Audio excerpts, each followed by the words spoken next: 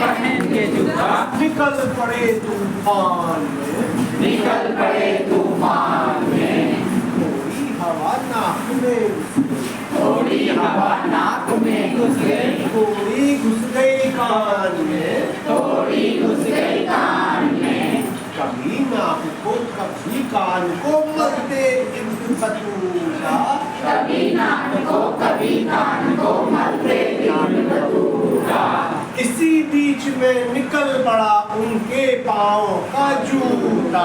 इसी बीच में निकल पड़ा उनके पाँव का जूता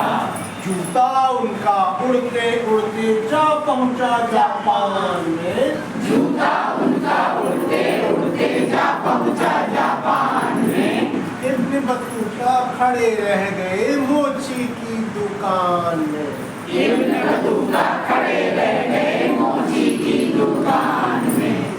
एक और कहते हैं रज्जू के बेटे ने रज्जू के बेटे ने रज्जू बड़ा बनाएंगे बेटे रज्जू के बेटे ने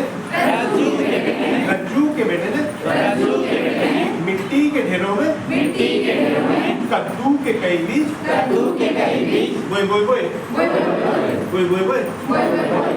हाथ कौन दे रहा रात का अंधेरा था चूहों का डेरा था चूहों का डेरा था तो